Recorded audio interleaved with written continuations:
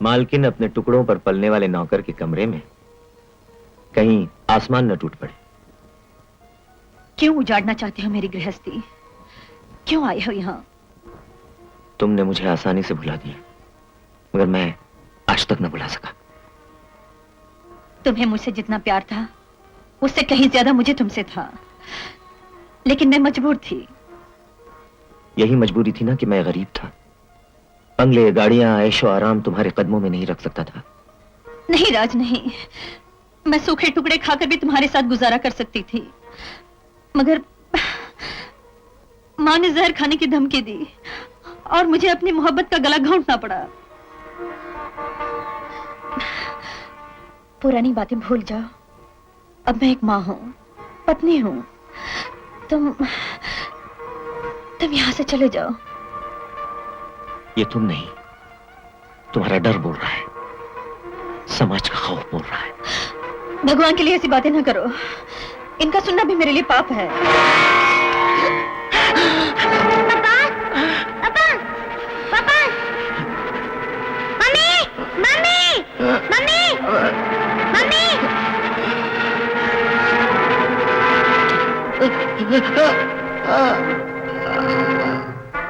मैं हाथ जोड़ती हूँ राज, तुम यहाँ से चले जाओ। मैं अपने देवता समान पति के साथ बहुत खुश हूँ। और इस खुशी के पीछे जो उदासी छुपी है, उससे कब तक बचती रहोगी?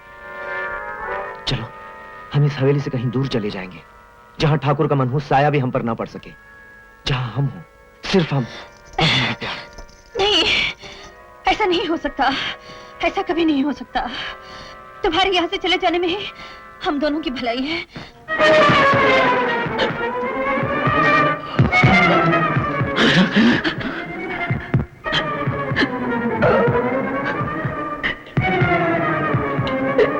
पापा, पापा, पापा क्या हो गया आपको? पापा, पापा, पापा, पापा, उठो ना पापा, पापा, पापा क्या हो गया आपको? पापा, पापा, पापा, उठो ना पापा, पापा, नहीं पापा, नहीं पापा, पापा, पापा उठो ना पापा,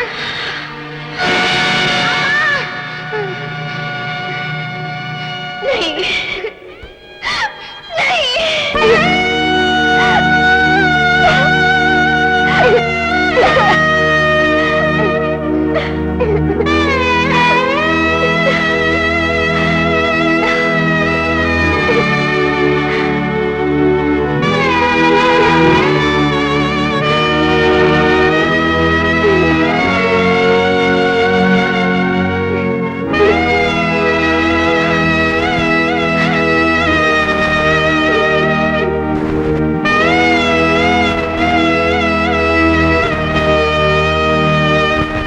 इतने अच्छे खानदान में तुम्हारी शादी की, देवता जैसा पति मिला, ये सब कुछ ठुकरा कर उस कमीने रात के साथ प्रेम का नाटक खेलते हुए तुम्हें शर्म नहीं आई?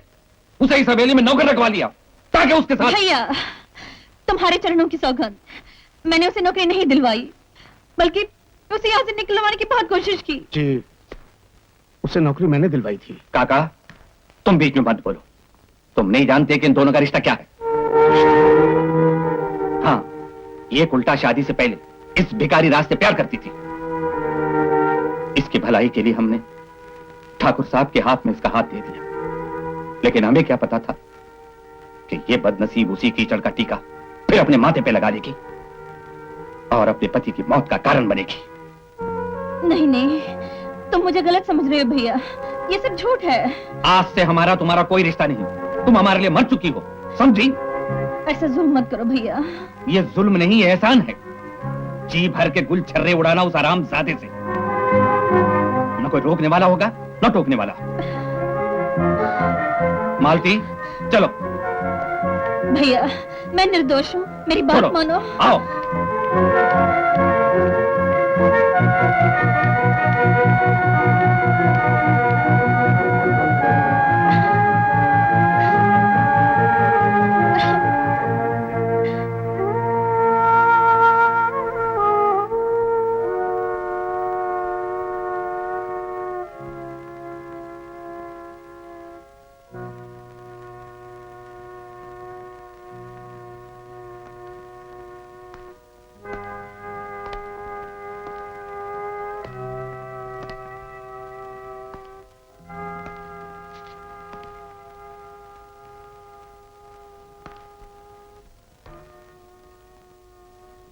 मैं अपनी मोहब्बत के हाथों मजबूर होकर यहां आया था, ये सोचकर कि जिंदगी के बाकी के दिन तुम्हारे साथ कट जाएंगे, लेकिन किस्मत को यह मंजूर नहीं था। मैं जहां पहुंचता हूं मुझसे पहले मेरी बदकिस्मती पहुंच जाती है।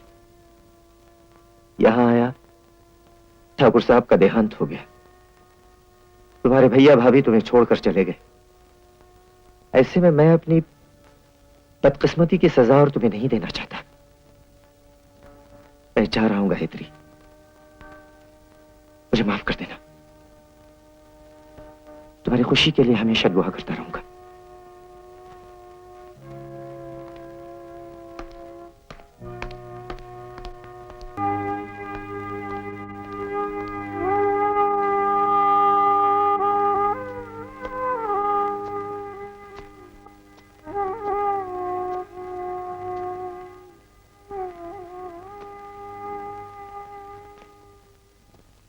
मालकिन, एक बुजुर्ग होने के नाते मैं आपसे कुछ कहना चाहता हूं। औरत को हमेशा मर्द का सहारा चाहिए। बचपन में बाप का, जवानी में पति का और बुढ़ापे में औलाद का। एक बार जो गलती की उसे दोहराना अच्छा नहीं।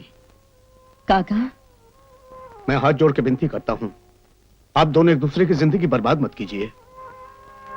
जानते हो तुम क्या कह रहे हो? मैं जो कुछ कह रहा हूं मालकिन, बहुत सोच समझ के कह रहा हूं। नहीं काका, ऐसा नहीं हो सकता। क्यों नहीं हो सकता? दुनिया क्या कहेगी, समाज क्या कहेगा, लोग क्या कहेंगे? लोगों को खुश करने के लिए खुद रोना, औरों का मुंह बंद करने के लिए अपने होठों को सी लेना, ये कहां का इंसाफ है? राज अब भी आपसे प्यार करता है, वो आपको सुखी रखेगा, इस हवेली की इज्जत और इतने बड़े कारोबार की हिफाजत करेगा। एक बुजुर्ग अपनी अजीजा से कह रहा है, एक बाप अपनी बेटी से कह रहा है, जिद मत कीजिएगा मालकिन, जिद मत कीजिएगा।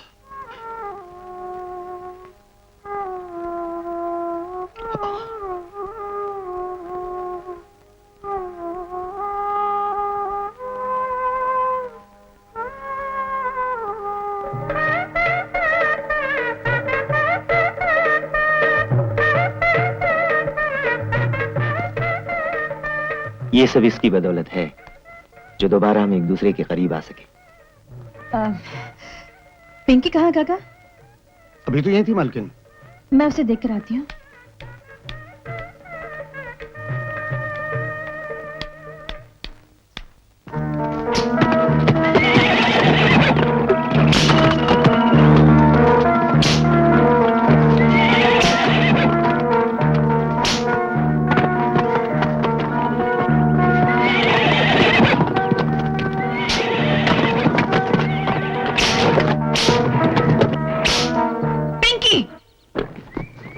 ये तुम क्या कर रही हो?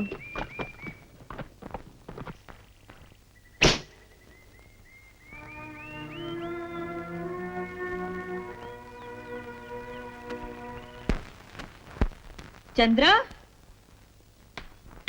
चंद्रा,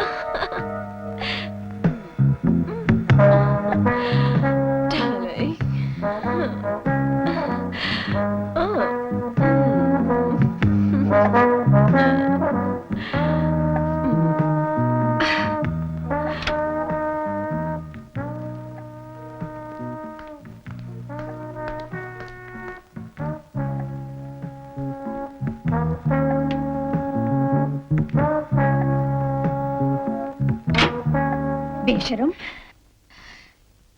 ये मेरा घर है, किसी होटल का कमरा नहीं। निकल जा यहाँ से। मैं अपनी मर्जी से यहाँ नहीं आई, मालिक ने खुद मुझे इधर बुलाया है। आई से गेट आउट फ्रॉम हियर, जाओ यहाँ से। पति को तो हाथ में रख नहीं सकती, मुझे क्या निकालेगी? मैं कहती हूँ। गायत्री, इसे कुछ मत कहो, इसे मैं लाया हूँ। इतना बड़ा धोखा? भलाई इसी में है कि जो कुछ तुमने देखा उसे अनदेखा कर डालो।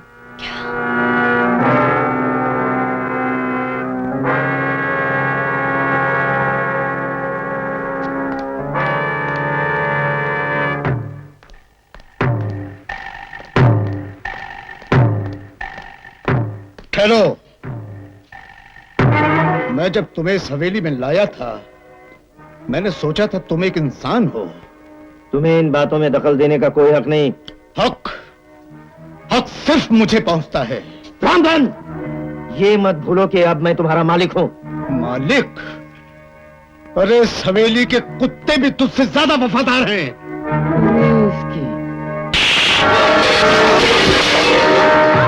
बापू, नमक हराम, तूने मुझ पे हाथ उठाया। छोटे मेरे बापू को छोड़ दे, मैं कहता हूँ। बापू,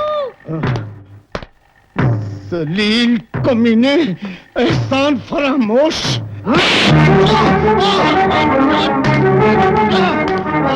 भास्कर, इस बदतमीज बुड्ढे को लाते मार मार के हवेली के बाहर फेंक दो।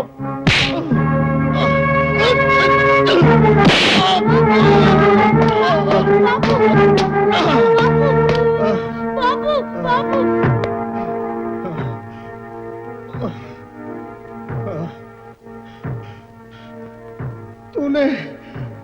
तूने उसी को डस लिया कमीने, जिसने तुझे दूध पिलाया था।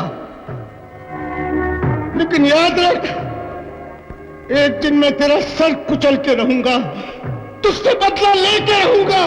बुड्ढे, अगर तूने भौंकना बंद नहीं किया तो आज इस हवेली से 2 लाशें बाहर जाएंगी।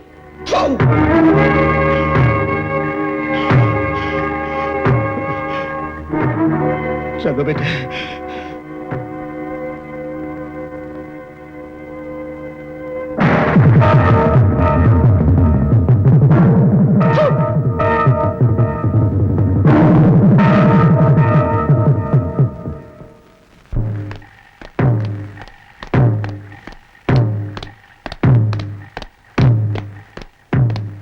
तुम्हें मेरे सामने ऐसी जलील हरकतें करने की हिम्मत कैसे हुई? हिम्मत? हाँ, अरे यही हिम्मत तो दोबारा मुझे तुम्हारी जिंदगी में ले आई है। तुम क्या कहना चाहते हो?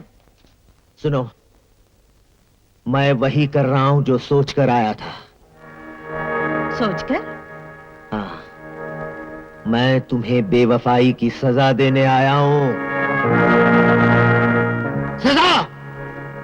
राज, तुमने जिस दौलत के लिए मुझे तड़पाया, मेरी मोहब्बत का गला घोंटा, आज वही दौलत मेरी है, मेरी।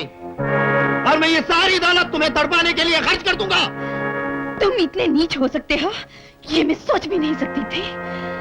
ये तो आगाज है, अंजाम होने तक जो कुछ देखोगी वो भी तुमने कभी सोचा नहीं होगा।